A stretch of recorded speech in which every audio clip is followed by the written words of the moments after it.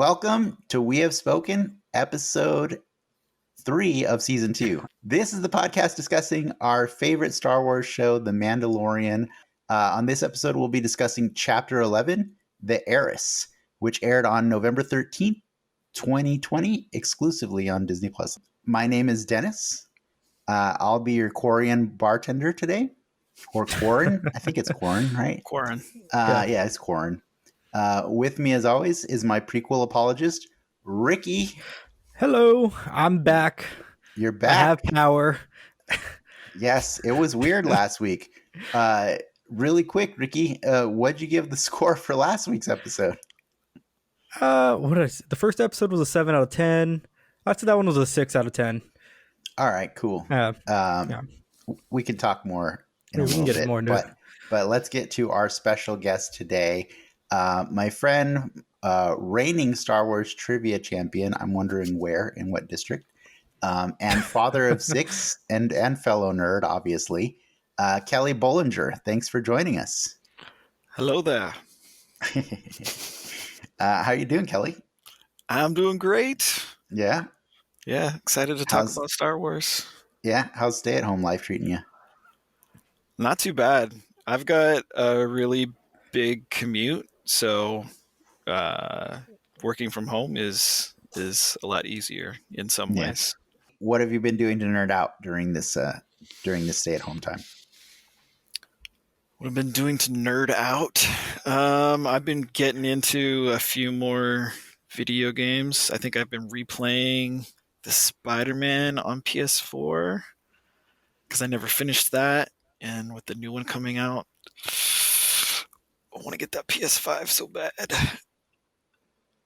I was hoping that you would say you finished Clone Wars on Disney Plus. Don't feel bad. I've been watching Mandalorian. I did none of that during quarantine. Like, I feel like when was the last time you were reigning Star Wars trivia champion? It's been a while. Oh, okay. Well, so at our old work, we used to do Star Wars trivia, and I won every time. So I was banned from doing it, and so I became like the MC of the Star Wars trivia event, and I would you're the Ken Jennings and stuff. So like 2018, 17, 12, 8. I think around the time that what's that? The Force Awakens came that's out. when it went downhill. Yeah. That was the last one of those that we had. And with that, I think we should move on. And then, I before we leave the introductions, I just need to remind everybody that my wife, producer Lindsay, is doing the Lord's work and keeping my dogs away from us right now so that we can continue recording this. So thank you, producer Lindsay, for being out there and doing this. With that, let's just talk about this episode really quick before we get into spoilers. I just wanted to see what kind of impressions you guys had on the Heiress. And again, let's not spoil it. We can spoil that a few minutes later. I mean, this is what we've been waiting for, right? This season, at least I've been waiting for. You got the action, but more importantly, you got the story progressing. I guess in a meaningful way. I felt like this episode had some impact, had some weight. I mean, it's like episode 3 of last season. That was like one of the bigger episodes for sure. I understand where you're coming from, and when we get into spoiler talks, I will point out how I believe that it had no more story than the other 2 episodes, but it had a different kind of story. But I actually really loved the episode because it referenced a lot of Dave Filoni's previous works.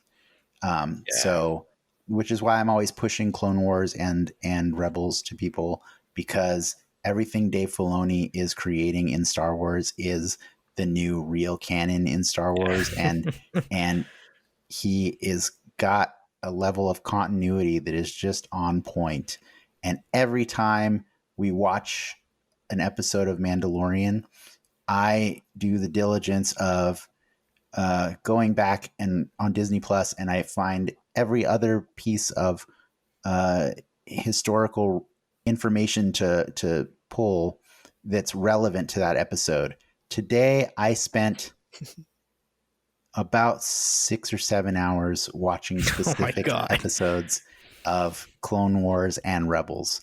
And it's because there's a specific person that's referenced. And when I watched those episodes today, I was just blown away by how amazing the continuity is for the story leading all the way through to this episode of The Mandalorian. And it's cool. So for me, this was one of my favorite ones so far of the season, but I don't think it was much more story for the Mando than any of the other previous ones, really. Just a little bit. Like I felt this one. With you there. Oh, yeah. I'm on Team Kelly right here. Yeah, I think not only did you get like a step closer, with well, you got the incremental steps that you've gotten in the last two episodes. Last episode, you didn't get anything. You didn't get he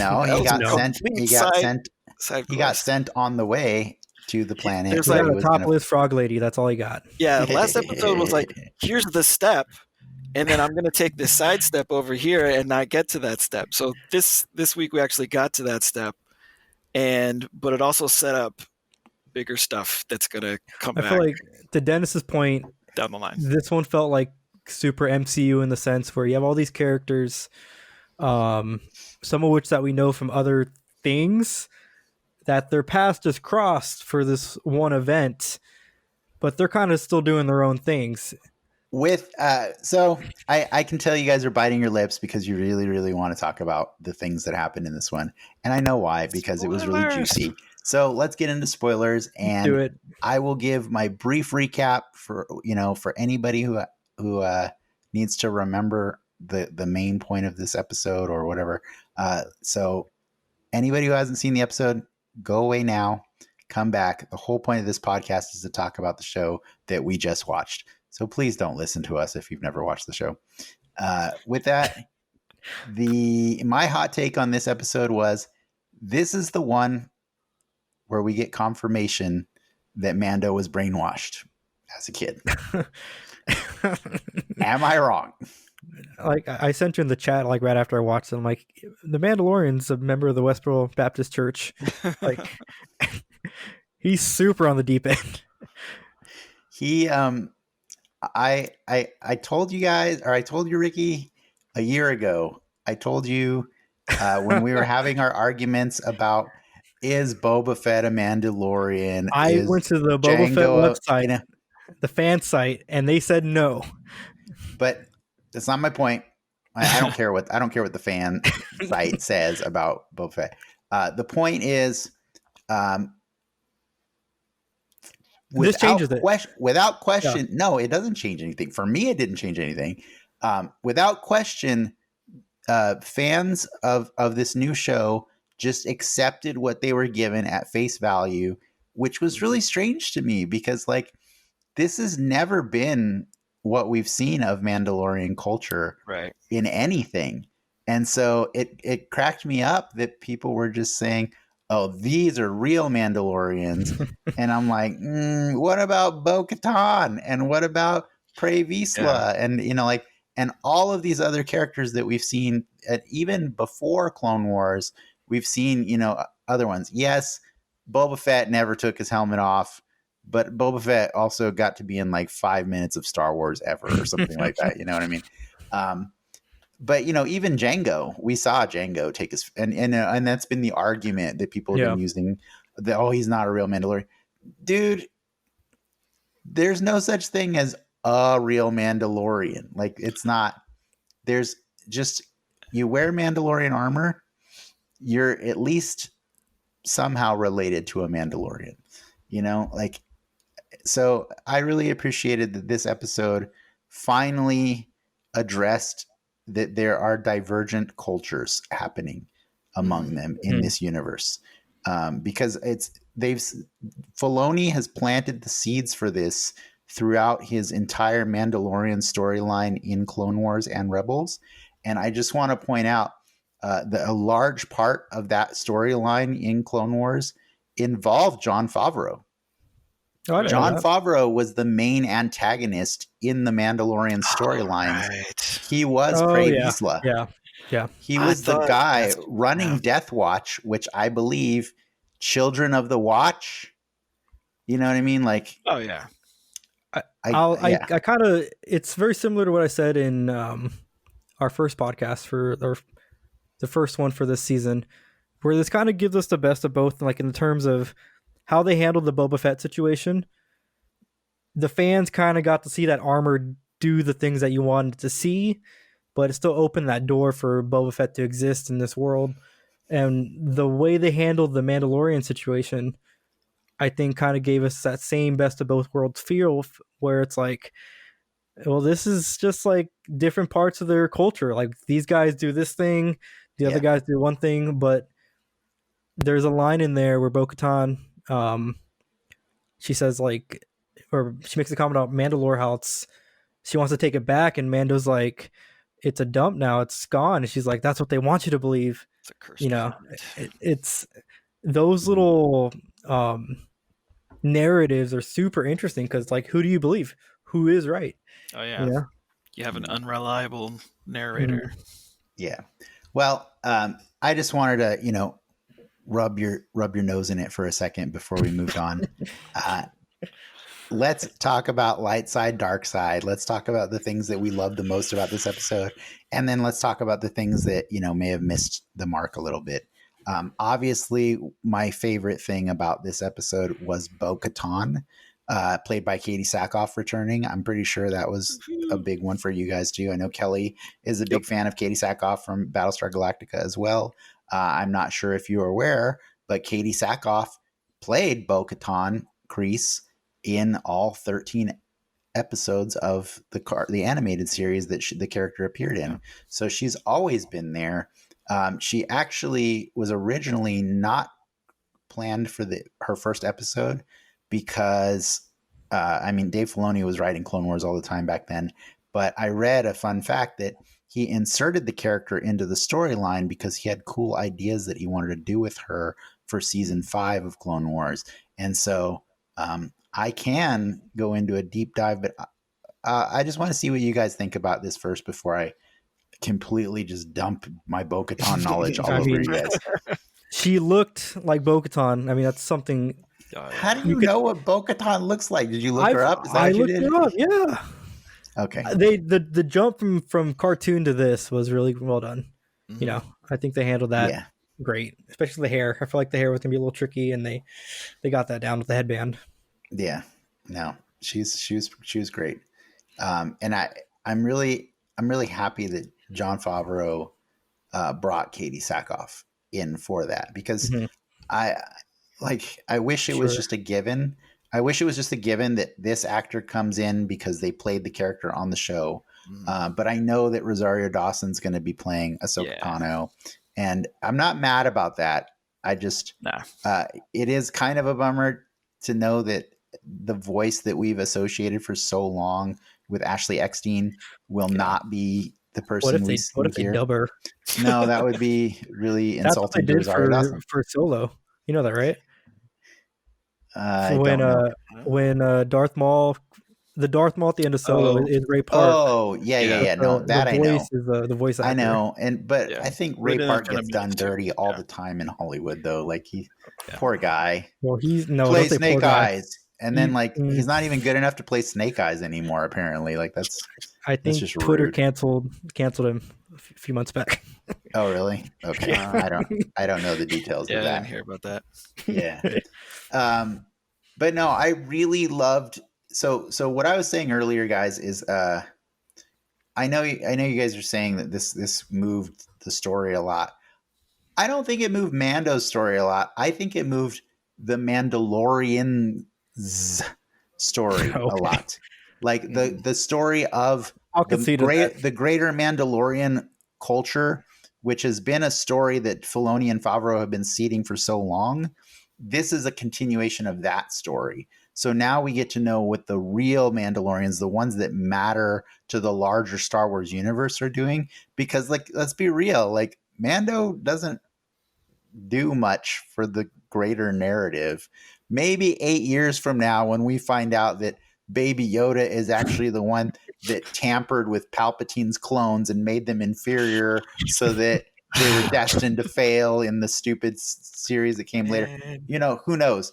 But, like, Din Djarin has not made a big, imprint on the Star Wars universe. No, yeah. The part of the fun of his story is that he's kind of just navigating through space and going on these fun little side quests and stuff. So yes, as far as his side quest, yes, he's another step. He's another step forward. But he just keeps meeting cooler people than him and then saying goodbye to them afterwards. His whole season, it's like, hey, can you show me where my other Mandalorian friends are? Yeah, but you got to help me rob this bank first. Yeah, you got to help me kill this dragon. Exactly. Yeah.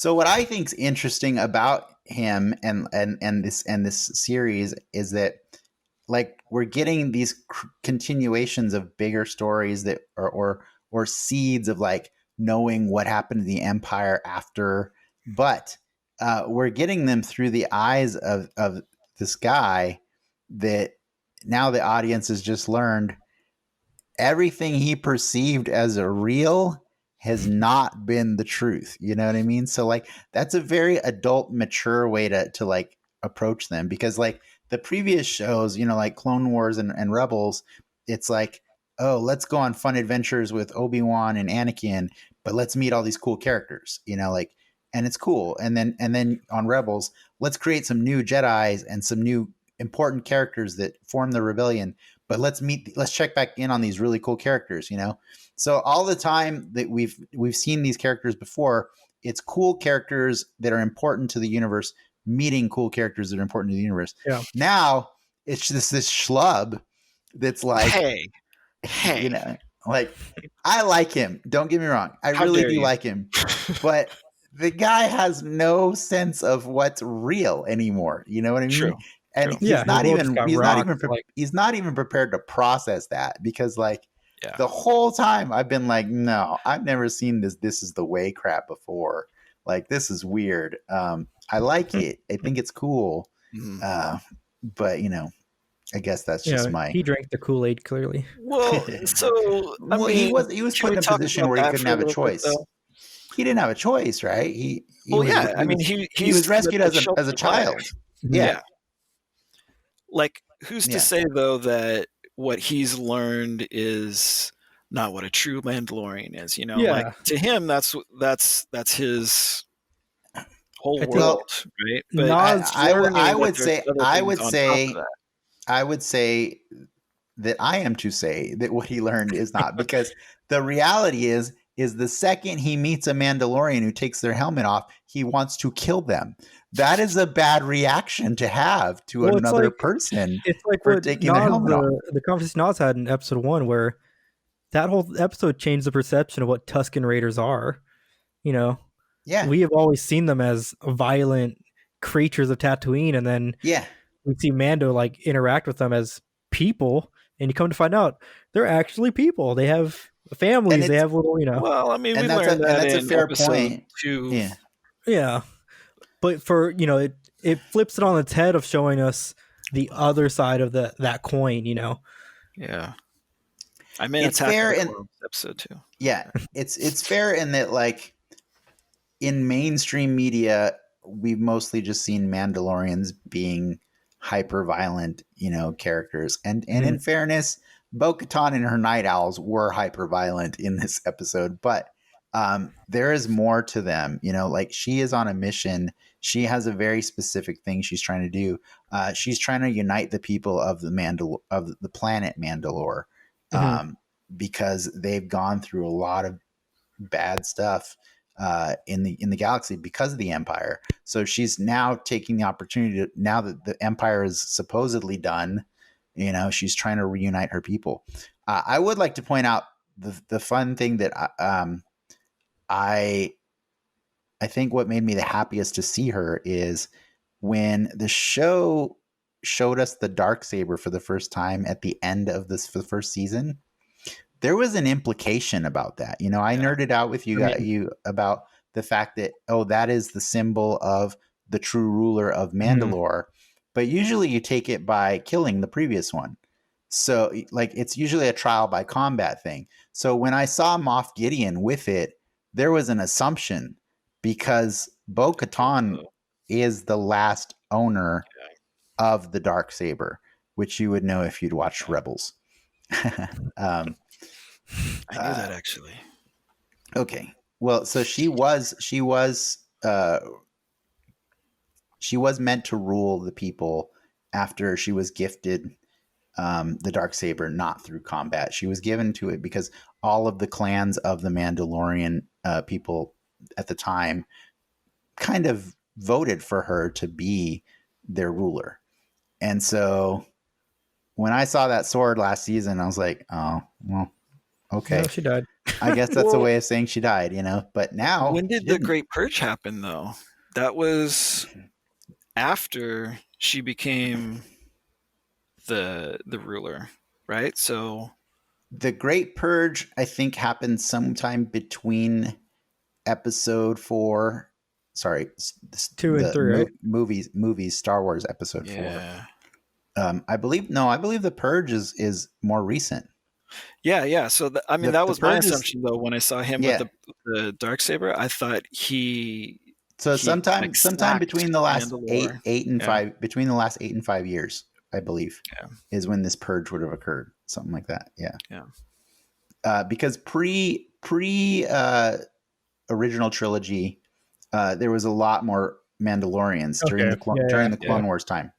But the Clone Wars, like towards the end of it, is where things got weird and stuff. But yeah. But just to be clear, so bo-katan is not like super young. She actually existed in the Clone Wars and started out as a bad guy. She was. I'm doing my deep dive now, by the way, just in case you haven't noticed. So she should be Obi-Wan's age. No, she was younger than Obi-Wan in the Clone Wars. Maybe Anakin's so she was she's more like Anakin's age. Yeah. So she was kind of a lackey. That's still old. I mean, a little younger than Anakin, a little bit. But she was basically the right-hand man of Pre Vizsla. And he was the leader of Death Watch, which was a group of exiles that were kicked off of Mandalore and sent to the moon of Concordia because they were all into bringing back the ancient warrior ways of their people. Yeah.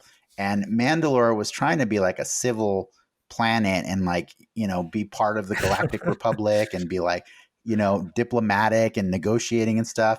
And meanwhile, you got Death Watch, and they're like, we should kill our enemies and blah, blah, blah, So you cannot be called Death Watch and be passed out. I know. You can't. Which one was the peaceful one? That's fair. That's fair. So, so we got to meet the Duchess Satine throughout Clone Wars, and she was the noble ruler of Mandalore at the time, who also apparently had a loving relationship with Obi-Wan.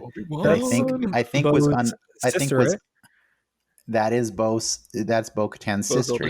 Yeah. So you find out through the progression of the story that bo-katan was on opposite sides of the political debate with Satine, because at the time it was a political debate, but it just got off the rails, and at some point Pre Vizsla just started killing people and trying military coups and usurping the throne that the Duchess sat on, and then they the Jedi would come and help them because you don't mess with Obi-Wan's girlfriend, you just don't. That's right.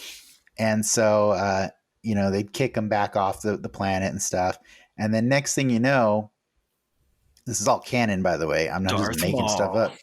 Yeah, next thing you know, Pre Vizsla discovers Darth Maul at some point, and him and Bo-Katan are like, dude, let's rescue this Sith because he hates the Jedi and I hate the Jedi. The Jedi are protecting the peaceful and if we team up, we can use him to take over Mandalore, and then we'll get rid of him afterwards. And then like they have their evil like mustache twirling moments where they're like, yeah, that's a good idea. Like I'm saying, Bo-Katan was full on evil back then in the cartoon. And then surprise, surprise, they're not able to manipulate Darth Maul. So he ends up, but before that, I mean, he plays along with them. Darth Maul ends up creating a shadow collective, an underground network of all criminal organizations in the galaxy.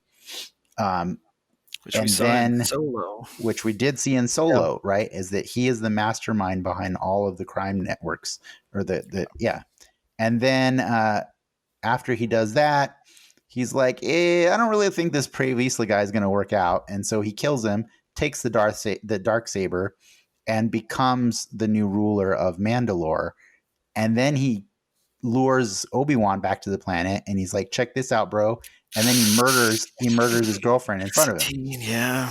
And so it's only then, for some reason, that Bo-Katan is like, whoa, this got way out of control. Like, I did not see this coming, you know? And so ever since then, Bo-Katan has tried to fight on the side of right, you know, like she's tried to make up for the things that she did in her. I mean, she slaughtered a lot of people back then too.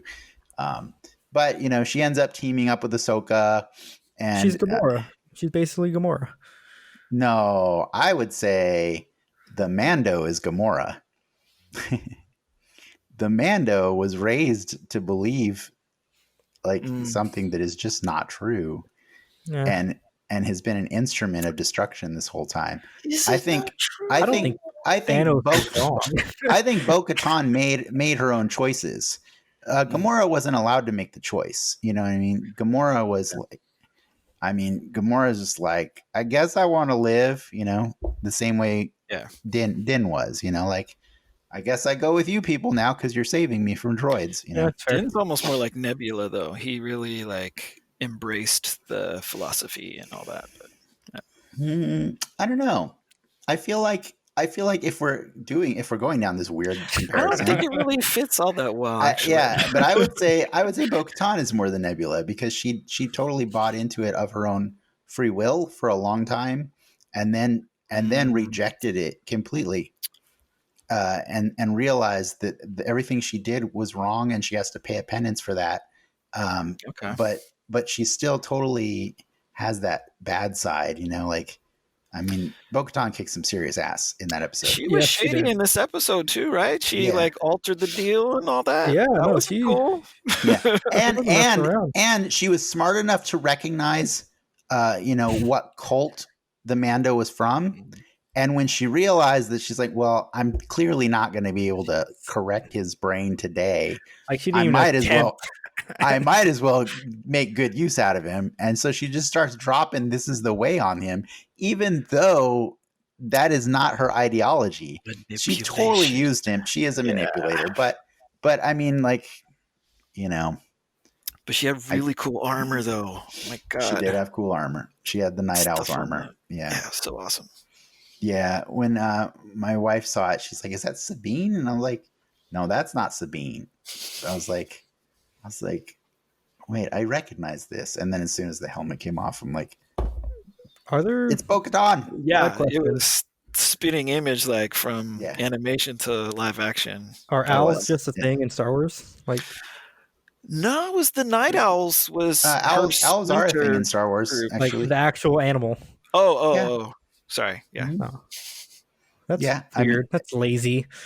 Oh yeah. What about the fish? What about the fish? What about the frog people? What about the fish and frog people? And they straight up call them frog people. Is a fish. An owl is a specific bird. A fish is a fish. An owl is a specific... No. It doesn't make any sense. There's been falcons and the Millennium Falcon, right? I mean, it's called the Millennium Falcon. Sure. Okay. But speaking of the Night Owls, though, I thought that was like a female-only group that Bo-Katan started. No? I don't think so. No, I just saw the Okay. Night Owls today, Might have been mistaken. and it just seemed like I think the Night Owls are her rebranding of Death Watch because she had all this Death Watch Yeah. gear and stuff, and she's like, well, if I just paint the logo a little differently, I can, she's trying to make use again, like we've learned, many times. This armor is been in their families for generations, so. Yeah. You don't get to just replace it unless you make a big score like the Mando. So you just decorate it differently whenever you can, whenever you have a change of ideology or philosophies on life. Yeah, just put a new symbol on your shoulder and you're good. The other people rolling with her, those are all new characters, right? They are new. One of them was Sasha Banks, right, from WWE. Yeah. Well, she's credited as Mercedes. Is it Casey? Yeah. That's Sasha Banks. I think I forgot that one's name. It was Wolf something or no? No. His last the other name one was something Woves. Woves. Yeah. I have that in front of me somewhere. But no, it was fun to see new Mandalorians and stuff, but they're just rolling with a crew. I know she's got a bigger crew. It was Casca Reeves and Axe Woves. Axe Woves were the two. Yeah, were the two characters. I hadn't really seen either actors in much previously. So this episode actually used a lot of unknown actors. I was looking up everybody left and right. The only one that was familiar to me was the captain, the Imperial captain. Mm-hmm. Yeah. But what else? Sorry, I took a lot of time with the big hole, man. It was a big what? Rabbit hole. Oh, it was a rabbit hole. But I mean, at the end of the day, I know that's gonna be important. Like I want as a takeaway, at least, I want our audience to understand that Bo-Katan is the true ruler of Mandalore and is the rightful owner of that dark saber. They ended this episode in a way where that door is friends with Ahsoka wide Tano. open. Like they can revisit this at the end of the season, or they can come back to this next season. This is part of a larger story that's just beginning.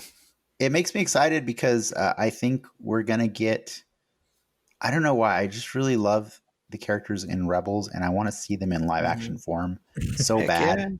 And I know Ahsoka technically is a Rebels character also, but she was first from Clone Wars, and so is Bo-Katan. So I just want to see an actual Rebels character on the show for some reason. I don't think we're getting Ezra. No. But that's where Ahsoka was going, right? At the end? Well, Ahsoka and Sabine were going to find Ezra, yes. So we might find out what happened on that quest. Yes. Yeah. But what else? What other things were your big moments for you guys? All the action stuff was awesome. Just mowing down squads and squads of stormtroopers, just the four of them in that ship. That was amazing. Little Mando squad they were just like a unit moving through. They were like a D&D group, man. It was great. I like that even though they were a effective unit, and they kept imposing themselves on Din, right? Every time he'd be like, "Okay, thanks for your help, bye." He's like they just showed up and saved him from pirates that were gonna try and feed him to a water sarlacc. There's a million different million different things with that same mouth. A mamacore is what they called it, but but they just show up and totally save him and then blow up the pirate ship, and he's like, "See ya later." And then an hour later, another guy shows up. He's like, "You killed my brother." And then they just show up out of nowhere. No, I did, and they just do it again. They just keep defending the Mando just because he looks cool, I guess. That was one of my dark side moments. I did not want them to do Sex Machina and save him. They show when he lands on those docks, you see the ship blowing up, right? Yeah, no, but like back on the boat, like he was Oh. useless in that water. Like I was Oh, like, for sure. what? And then like after they pull him out, he's just like, like come on, catch your Save the breath. kid. You're a Save my Mandalorian. kid. Yeah, I know, right? Yeah. Get in there yourself and save him. Yeah. This The is the one Yeah. way. thing his flamethrower couldn't get him out of. Did he Yeah. use it? He not this No. episode. But he was in Oh water. man. He was trapped in water. What was he gonna do? Yeah, that's true. But I did like that we got to see how cool it would be, you know, if we had four of them. I really appreciated that, you know, when they took their helmets off, he immediately went crazy and he's like, Mhm.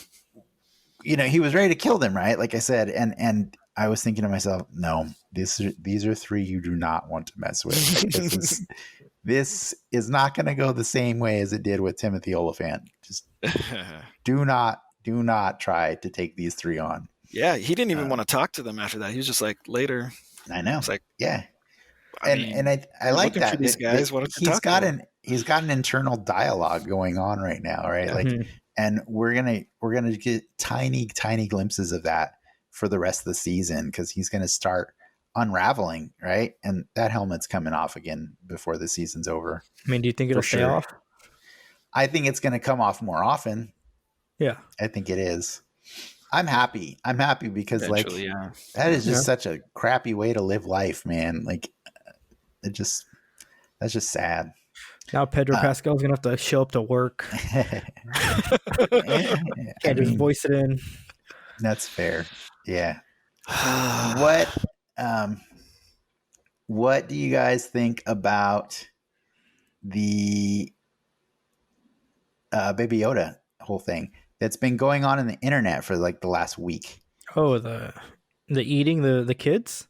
Ah, man, the internet has blown up on Baby Yoda. They've turned on him because he ate really unfertilized eggs, and people are equating that to abortion, basically. I mean, and it's I so ate weird because like, chicken eggs this morning for breakfast. exactly, you know what I mean? Like, That's and exactly it's not what like it was. yeah, and it's like those things are even colored the same color as like ikura, like the like roe that you would put on your sushi and stuff. You know what I mean? Like we eat those all the time, guys. Yeah. Like all the time. I think the last episode is going to end where he's going to throw up the eggs and they're going to hatch into these little frog. No, because they're unfertilized, man. No, they're unfertilized, and that theory has already been. You don't know the anatomy of a Baby Yoda.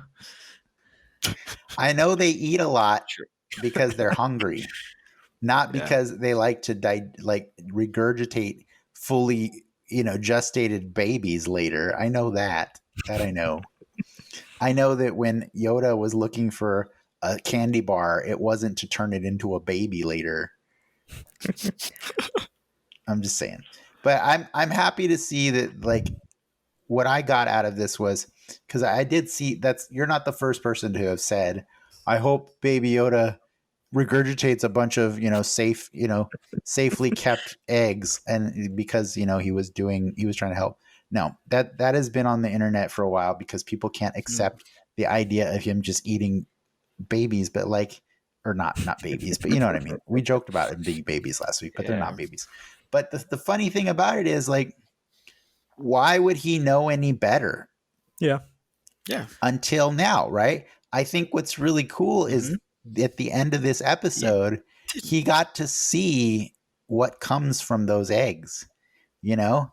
And he now has a different, you could see it in him. He has a different appreciation for life. Maybe it's because, like, you know, he was way more into eating that tadpole. Like, who knows why he was grabbing at it. If I let the thing hatch, I'll get more food in the end. Yeah, exactly. Right. Now he understands. How farms work. You know, you don't just do the eggs. Like, no, but seriously though, like it was, I don't think this is the thing that people wanted to redeem him for last week.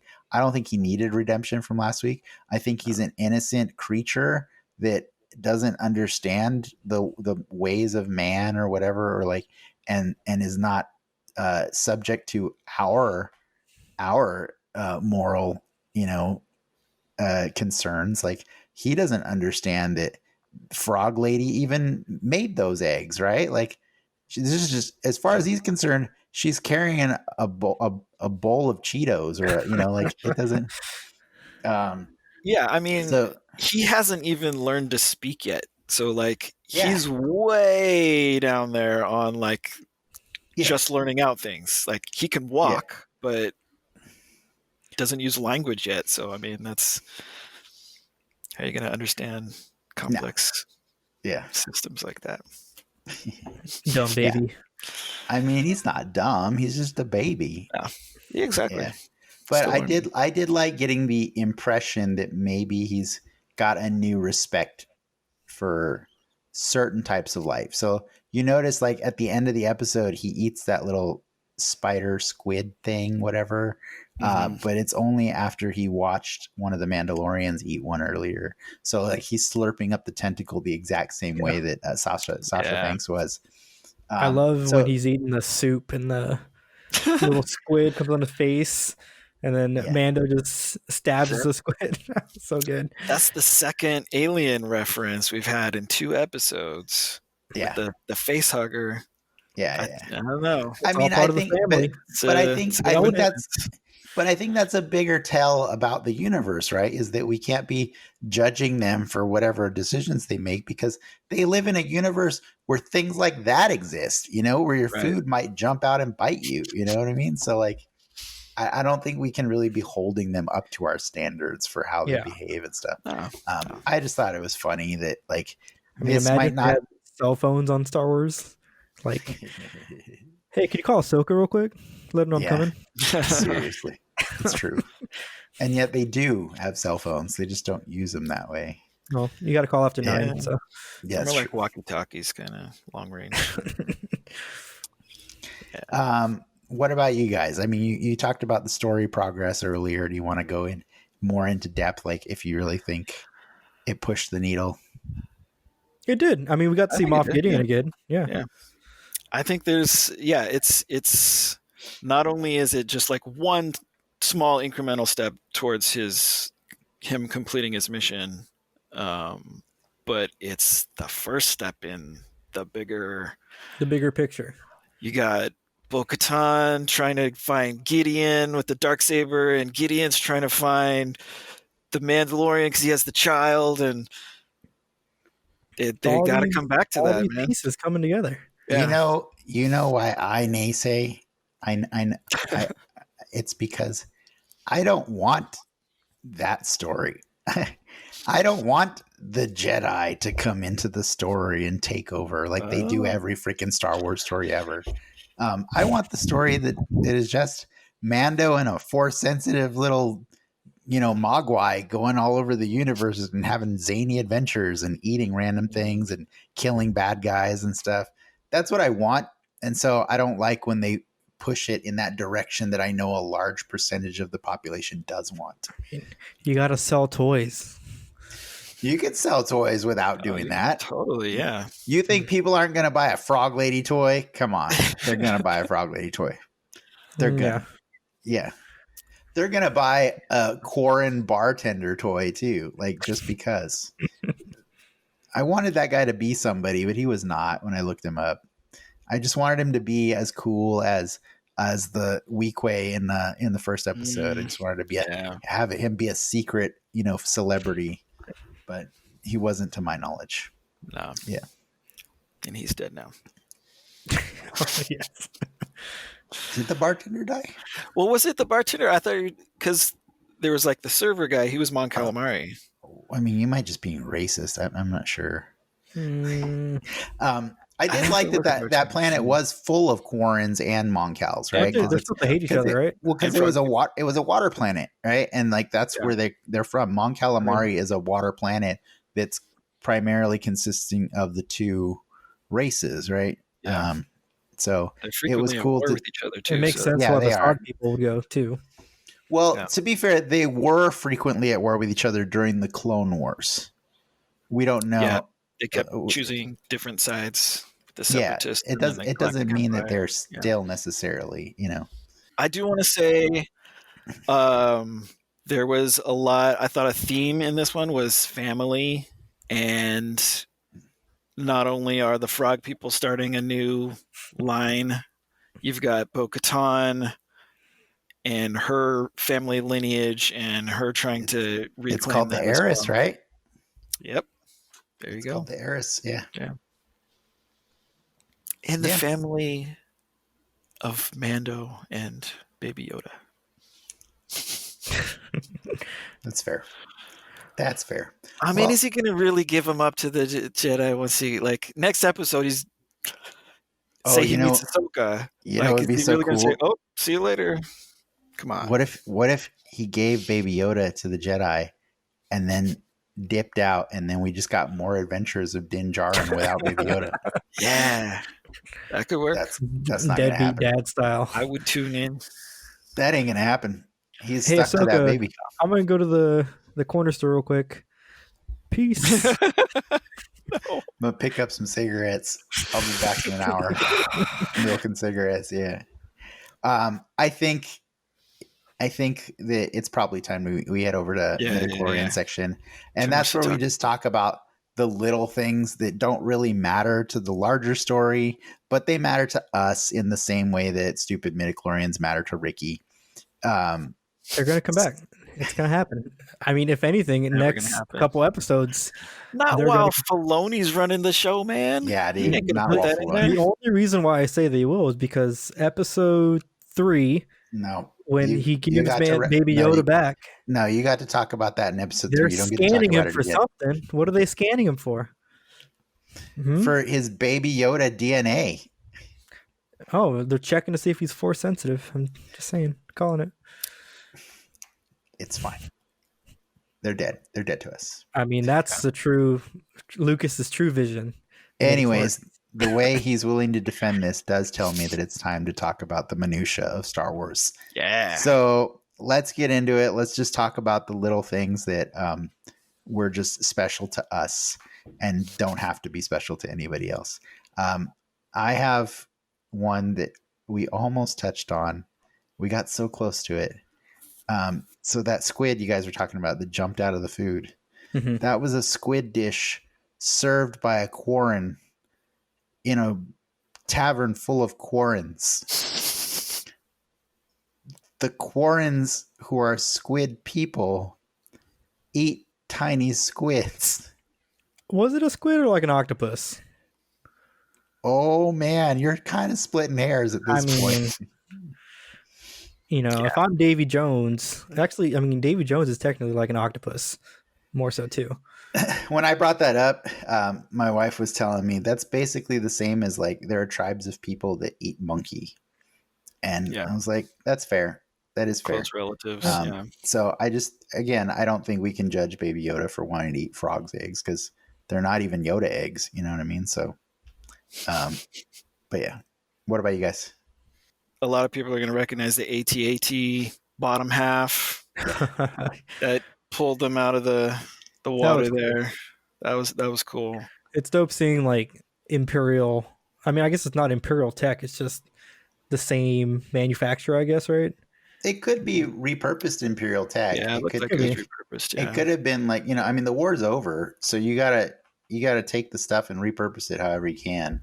But I enjoyed seeing that. That did remind me of something though that I thought was really funny is Star Wars safety protocols are really all over the place. I just want to point out when that guy was landing, when the Mando was landing that ship, he was coming in hot. Yeah. And I kept waiting for the port to like open fire on him because they're just like on the radio, hey man, you're coming in hot. Slow down.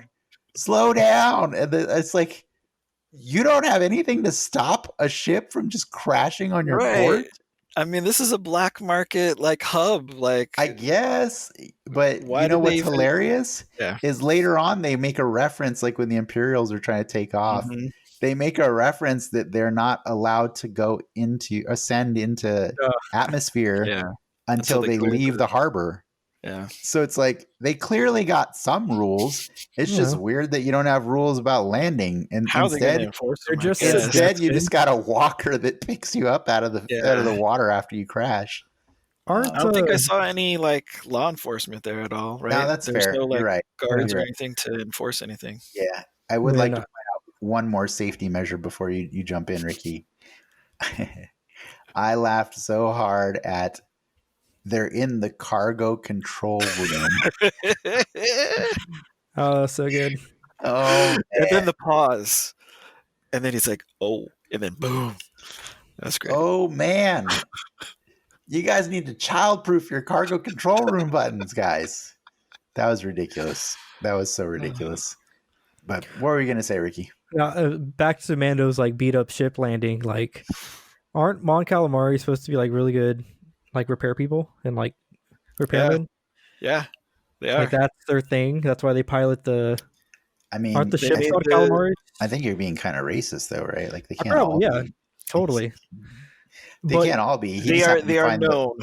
Yeah, the first guy he meets is a mechanic. They built the frigates, right? The frigates, Yeah. calamari cruisers. that are in the rebellion. Yeah, He picked the worst dude to fix his ship. he really That guy was really garbage. did. It's great.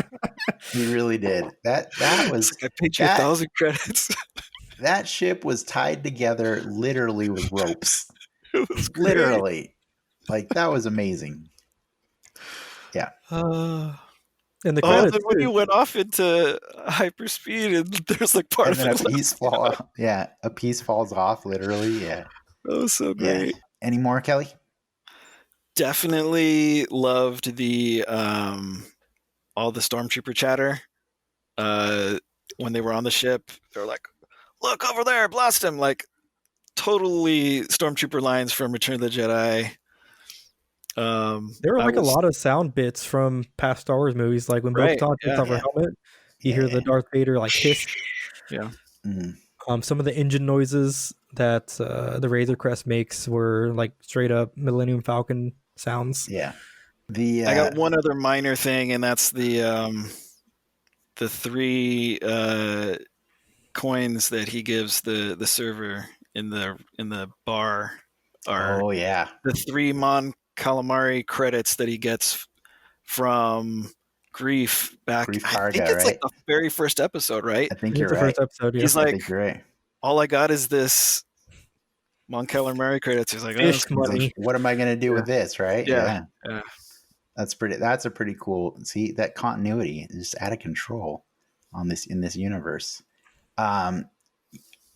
Speaking of continuity, I thought it was really weird that we got to see an Imperial captain that did not have a British accent.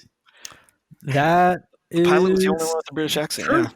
Mm-hmm. Yeah, that's a no, but I'm not- saying captains. I've definitely seen lower. Yeah. lower is that a you know, first? I cannot remember seeing one in all of Rebels, in all of Clone I Wars. loved his like cyanide shock Yeah, cap. I know. thing. I was gonna Oh my point that God, out was too. so Like cool. that's another thing we've never seen, right? It's Like hardcore. I feel like I gotta believe they lost a really good one today because they lost like their only one that can order them beers at like an American restaurant or something like that. And yeah, he's rocking the cyanide like electric teeth or whatever, that just We've never seen that, but we've seen like when people get shocked, it has that same. You see the bones kind of, and they did that same like effect. yeah. That was super cool. Yeah. Super cool. Yeah, he was played by Titus Welliver, who's the star of Bosch on Amazon Prime, I believe. I've never watched the show, but I recognized him. I've seen him in other stuff too. Yeah, I recognize the Yeah. face, but I didn't know his name. He's in I always- every movie. Yeah. Right. Well, now he's in Star Wars. Well, he was, and now he's dead. Yeah. But yeah, that was a special one for me because I was like, you sound wrong. And then I realized it's like, Now that's racist. Well, Gideon doesn't have one either, right? And he's a Moff. oh, you're right. But he is a Moff. Mm. Yeah.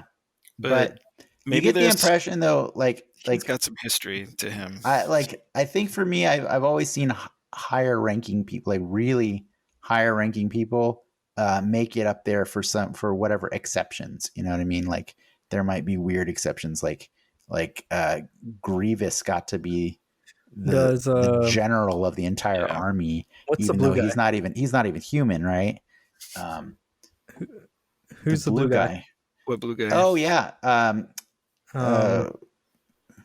White suit, red eyes. oh, why is it escaping Thrawn? me?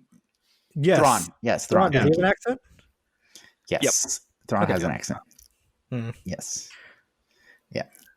I got my little side. The mechanic, Mon Calamari.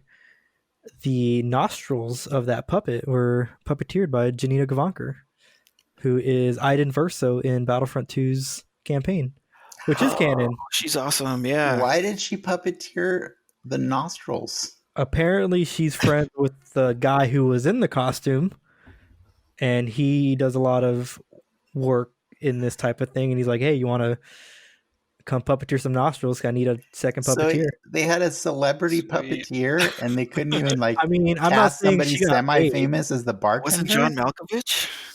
I'm hoping she comes into play at some point. She could.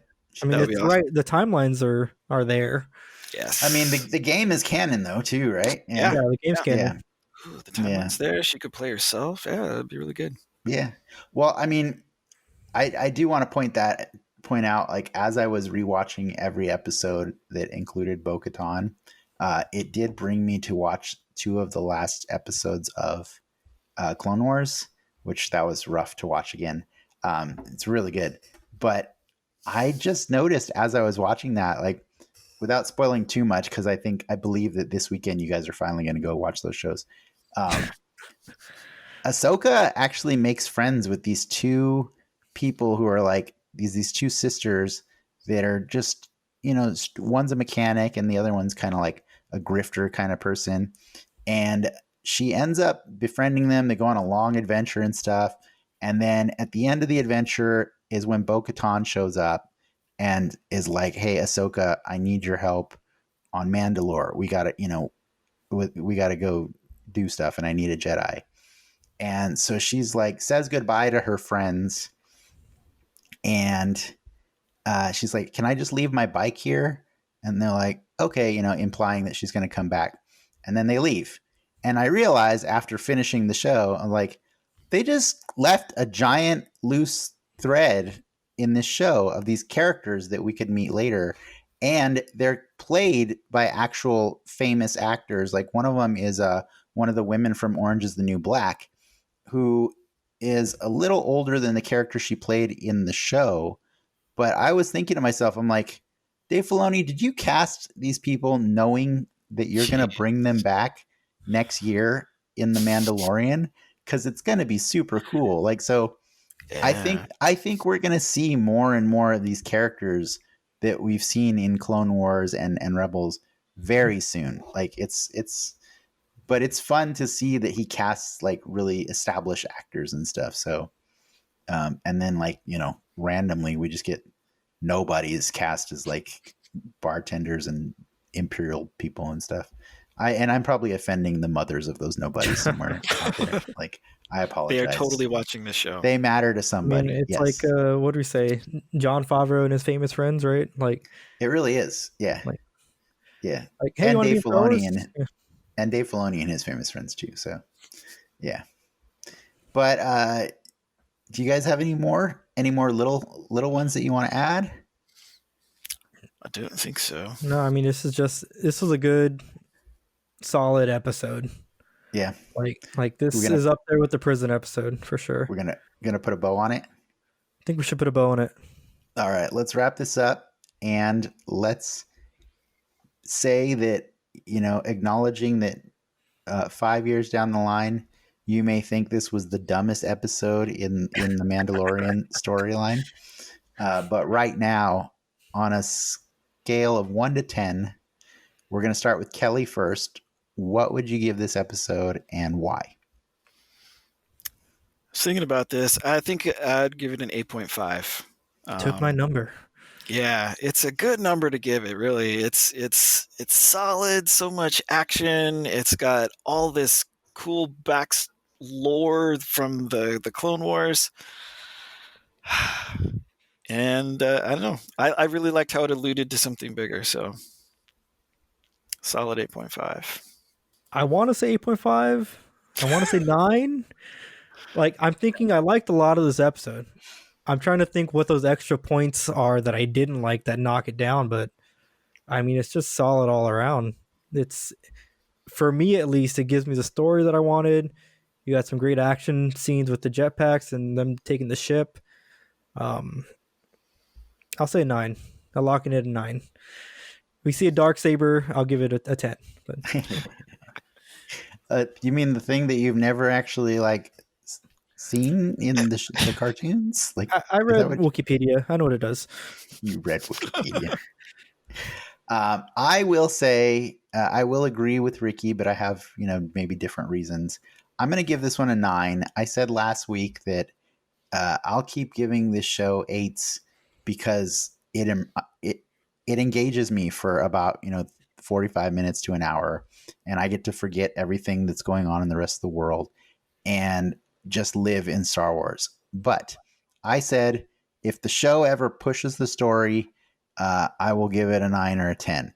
Now, I'm giving it a 9 not because I think it pushed the story of The Mandalorian, but I was pleasantly surprised to see that the story of bo-katan got pushed, and I got to find out that she's alive. Like, I'd been living these past few years thinking she was dead, you know what I mean? Like, since last year. So it was really fun for me to see her, and it was so fun to have her actually reprised by Katie Sackhoff. That just made me happy because, like, I love Battlestar as well, and I love all the fun things that Katie Sackhoff does. I mean, there's gaps in Star Wars that we're getting to see filled. And it's Yeah. nice not to see them filled by Skywalker related content. Yes. Yeah. That is why I gave it a 9, because it's a non-Jedi. Age-old question, what is Star Wars? Is it the Skywalkers or is it the world of Star Wars? And I'll just it's let nice you to see finish for me. it's nice to see that world get bigger. It's a whole galaxy, and it's cool to play around on the other parts that aren't Luke, Leia, Han, or Rey. Yeah. And to see total badasses surviving in that galaxy without having the Force too. It's usually they do it by grouping up with a lot of other people of like minds and skills and stuff. But yeah, it's just fun to see all these other non-Jedi characters coming back. Don't get me wrong. I'm going to be super happy to see Ahsoka Tano if it's next week or the week after. I don't even care if it's next week, by the way. It doesn't have to be. Yeah, I don't know if it's going to be next week. We'll see. But whenever it happens, I will be happy because I also love that character, even though she's a Jedi. But she's not a Jedi. Yes, she is. Jedi. In that point in the story, she's a Jedi that is chosen to not be a Jedi. That sounds like she's not a Jedi. That doesn't mean she wasn't entirely like. This is like the Boba Fett argument all over again. She's chosen not to be a Jedi, and even though you might have read something specifically in Wikipedia, there are things that happen in her final episodes in Clone Wars that make her realize that she's more of a Jedi than any other Jedi out there. And whoa. Because she embodies what a Jedi should be. And she's also the only one that lives through Order 66. So get off your high horse, Ricky. Well, not the only one. I mean, very few. There's like 3 or 4 that survive. There's like 80 of them around there somewhere. 80 of them? There's 80 we don't know about. Well, actually. Yeah, we'll see. Yeah. But anyways, I think... great episode, for sure. I think it was a great episode. I think it's time for us to go. We've worn out our welcome for a little while. Yeah. I want to say thank you to Kelly for joining us. Thank you to our audience for listening or watching or whatever. Thanks to Ricky for making sure that his power is working today. I paid the bills. Yeah, you paid the bills. And I guess before we go, if there's anything any of you guys got going on that you want to plug, now's your time. Kelly, you got anything you want to go? Where can people find you? They can't find me anywhere, man.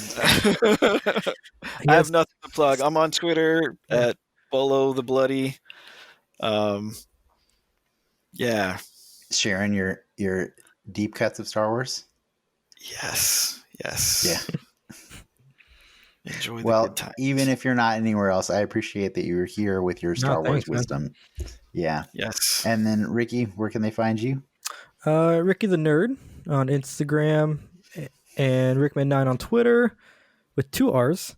I got something to plug. I bought these cool stickers that my friend made, and they're Mandalorian stickers. Donut Machine, where you get them, but they're like super cool, like tattoo Mando stickers, and I dig them. So shout out to him. Donut Machine on Instagram is where you get those. So sweet. Free plug for him. Awesome. Very cool. Cool. As for me, you can find me everywhere on Denix Media, some places more than others. I tend to hang out mostly on YouTube and Instagram, but I'm around every now and then. Once that PS5 comes in, I'll be on Twitch more, stuff like that. But yeah, I'm mostly just talking about Mandos and playing with toys. That reminds me, Ricky, I got our new Mandalorian toys in the mail, so I'll do something with those at some point. And yeah, I think that's it. So tune in next time. We'll have a new guest and a new episode to talk about. You have listened, and we have spoken. Oh, man. Awesome. Good job.